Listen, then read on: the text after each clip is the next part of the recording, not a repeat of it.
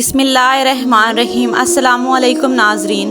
جس شیر کو حضرت امام حسین علیہ السلام نے پالا تھا، ابو الحارث کہاں سے آیا تھا اور حضرت امام حسین علیہ السلام کا پالا ہوا یہ شیر ابو الحارث اس طرح کربلا کے میدان میں 10 محرم کو کیسے آیا تھا اور اس کے بعد فوج یزید کے ساتھ اس شیر نے کیا کیا تھا۔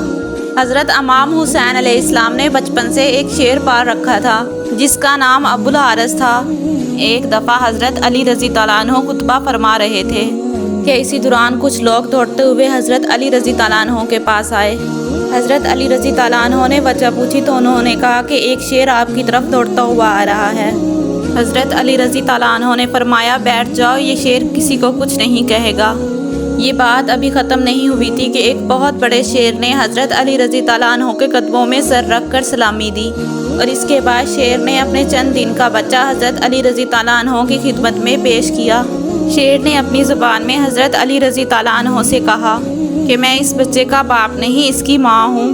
اس بچے کا باپ مر چکا ہے۔ اس شیرنی نے حضرت علی رضی اللہ عنہ سے کہا کہ میں چاہتی ہوں یہ پل کر جوان ہو جائے اور محفوظ بھی رہے۔ حضرت علی رضی اللہ عنہ نے فرمایا کہ مطمئن ہو کر چلی جاؤ، اسے یتیمی کا احساس نہیں ہوگا۔ یہ بچہ میں اسے دوں گا جو یتیموں کی پرورش کر سکے گا۔ اس پر شیرنی نے کہا کہ وہ کون ہے جو حیوانوں کو بھی یتیمی کا احساس ہونے نہیں دیتا۔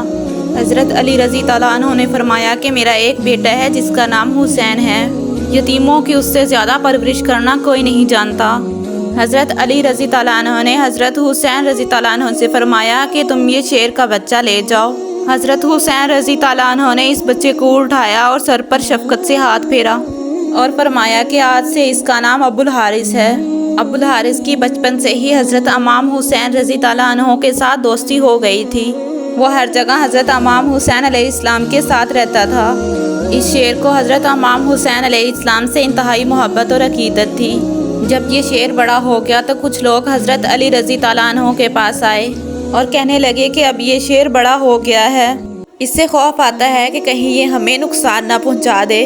حضرت علی رضی اللہ عنہ گھر آئے اور حضرت امام حسین رضی اللہ عنہ سے کہنے لگے بیٹا یہ میں نہیں کہہ رہا لیکن کچھ عرب کے لوگ کہنے لگے ہیں کہ ابو الحارث اب جوان ہو چکا ہے، اب اس سے ہمیں خطرہ ہے، بیٹا اب ابو الحارث کو آزاد کر دو۔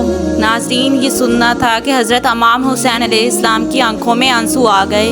حضرت علی رضی اللہ عنہ کو دیکھ کر مسکرائے اور پیار سے اپنے بابا جان کے گلے لگ گئے اور کہنے لگے جی بابا جان جیسے آپ کا حکم ہے، اور فرمانے لگے بابا جان آج کا دن گزار لیں، کل ابو الحارث آپ کو نظر نہیں آئے گا۔ حضرت علی رضی اللہ عنہ نے فرمایا بیٹا آج کے دن کیا کرو گے؟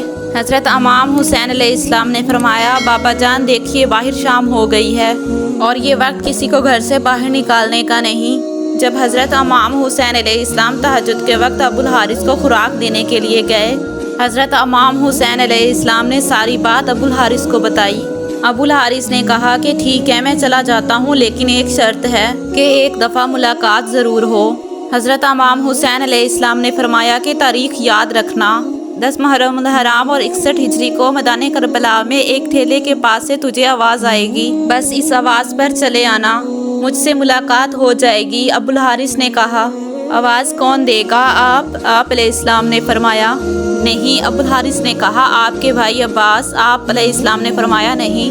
پھر حضرت امام حسین علیہ السلام روئے اور فرمانے لگے کہ میری 4 سال کی بیٹی آواز دے گی یا اماں فیضہ تمہیں آواز دیں گی؟ کربلا میں آج بھی وہ جگہ موجود ہے جہاں پر اماں فیضہ نے کھڑے ہو کر ابو الحارث کو آواز دی تھی۔ حضرت امام حسین علیہ السلام نے جب ابو الحارث کو آزاد کیا تو فرمایا ابو الحارث تم ایران چلے جاؤ، وہاں پر نینوا کا ایک جنگل ہے، اس جنگل کا بادشاہ شیر مر چکا ہے، تم وہاں پر جاؤ اور بادشاہی کرو۔ یوں حضرت امام حسین علیہ السلام کا حکم مان کر ابو الحارث مدینے سے چلا گیا۔ وہ عاشورہ کی شام تھی جب حضرت امام حسین علیہ السلام شہید ہوئے۔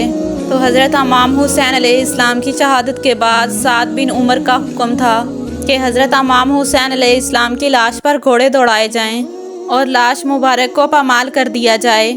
جیسے ہی افواہ حضرت فیضہ علیہ السلام کے پاس پہنچی تو وہ حضرت زینب علیہ السلام کے پاس گئی اور کہنے لگی رسول صلی اللہ علیہ وسلم کے ایک صحابی تھے، وہ سمندر میں سفر کر رہے تھے اور اس کی کشتی ٹوٹ گئی۔ وہ کشتی کے ایک ٹکڑے کا سہارا لے کر ایک جزیرے میں پہنچا۔ جزیرے میں اس نے ایک شیر دیکھا اور کہنے لگا مجھے اذیت مت دینا، میں رسول خدا صلی اللہ علیہ وسلم کا غلام ہوں۔ جیسے ہی اس شیر نے یہ بات سنی تو وہ اس صحابی کو مارنے کی بجائے اسے صحیح راستے پر لے گیا۔